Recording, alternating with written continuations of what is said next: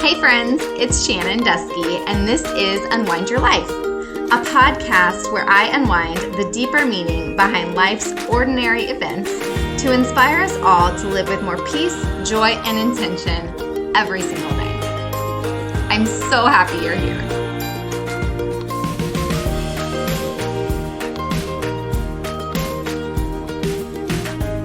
Good morning, you beautiful people. So I am bringing you today another story about Hollis and his underwear. All right, guys. This is funny now that it's been several hours and I've had the chance to ground myself, to let go of it a little bit. But let me tell you about my morning.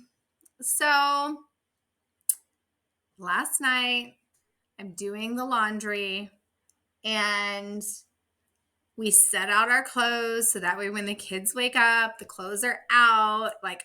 I'm attempting to reduce as much friction as I can in the morning because for whatever reason, adults do this too. So for whatever reason, it's like my children forget what we need to do in the morning. We wake up, we get dressed, we go to school. Okay. Well, we had our clothes set out. Sam was dressed. Awesome. Hollis, not dressed, getting dressed. I'm getting Norley around because I've got clients this morning. Some work to do. And Hollis starts losing his shit over his underwear. I'm telling you what, y'all. This kid in his underwear. We all have those things though, right? Like it's just not comfortable. I don't like to wear uncomfortable underwear either. I totally get it. But seriously, you would not believe the amount of underwear that I have bought to try to satisfy this discomfort level. And something that was okay yesterday is not okay today. Literally, he was wearing the exact same underwear and the exact same jeans as he was yesterday. And today they're not good enough. So I'm doing my best not to lose my shit. And all of the underwear are laying out. He's crying. And what I figured out is it's best not to fight it, right? What I figured out about how these mornings go is it's best not to fight it and just help continue to come up with possible solutions, right? And at one point, we were both literally sitting on the floor crying because I'm over here I don't know what else to do. I don't know what else to do. And I'm praying. I'm God, please help us move this along. I don't know what else to do. And I feel we all have those moments where it's just this is driving me bonkers.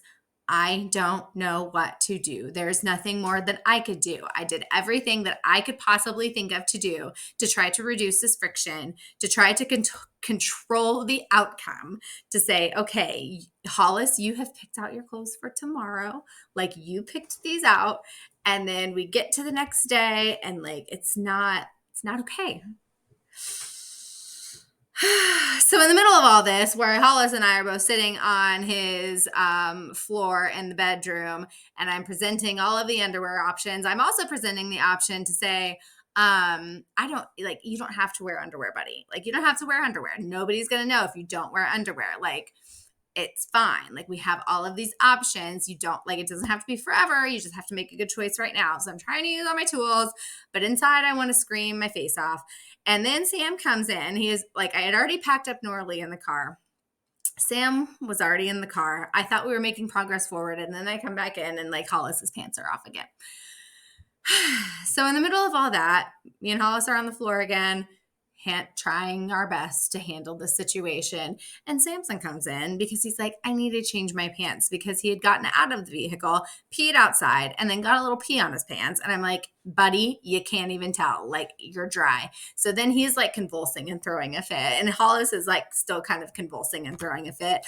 I'll be honest, I'm about to fucking convulse and throw a fit.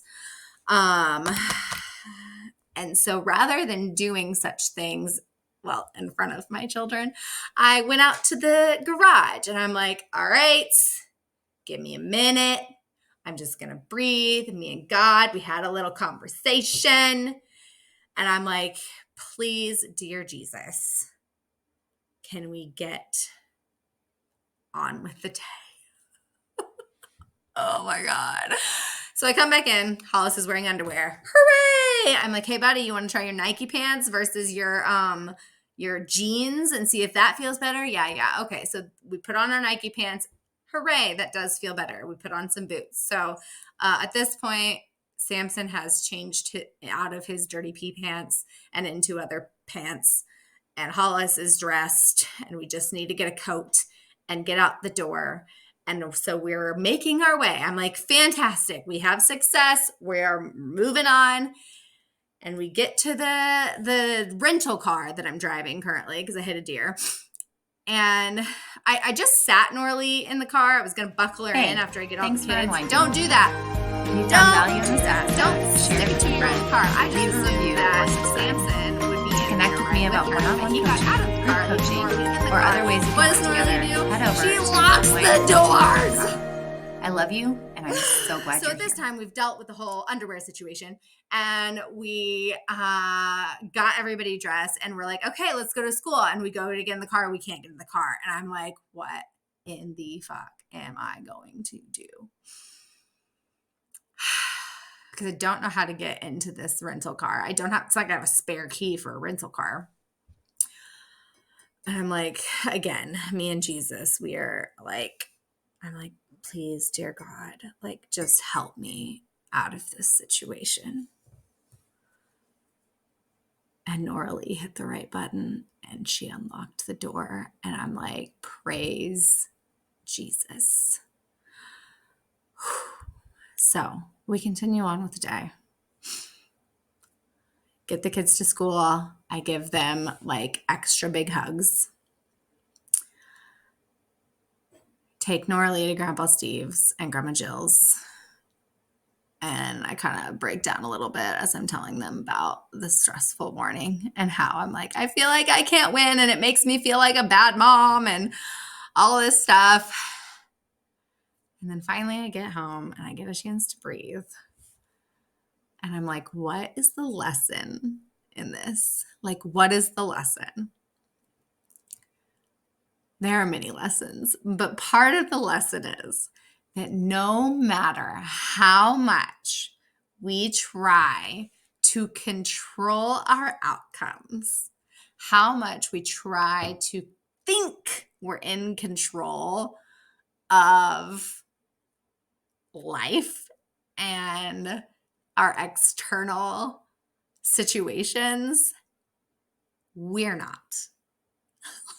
Like, at some point, we all kind of get to this point where it's like, God, like, I don't know what else to do. Would you please just help me out here? And it doesn't matter what that sounds like, but it's like this releasing of control to say, holy crap, this situation, my life, whatever, is a shit show right now. And I'm going to need a little help. And so, like, God wants us to call on him for help, right? And it's interesting because as soon as you kind of like let go of that control, that perceived control that you think we have, I feel like it's in those moments where it allows like this little window to be opened up or a door to be cracked to kind of move through that situation. So, if you're going through a situation like I did this morning, or maybe just life in general is feeling heavy and stressful, and like, I don't know about anybody else, but sometimes I feel like it's in those days and in those moments where like I feel like a statue and that like life is swirling around me kind of. Just remember that, like, try to ask yourself, what's the lesson here? Like, what am I in control of? What am I not in control of? What can I release control of, release my grip on, and allow grace to flow through. So that's what I got for you. What's in your control? What's not in your control? How are we going to respond and how are we going to show up? Peace out. Hey, thanks for unwinding with me. If you found value in this episode, share it with a friend, leave a review, or subscribe. To connect with me about one-on-one coaching, group coaching, or other ways we can work together, head over to unwindcoaching.com. I love you, and I'm so glad you're here.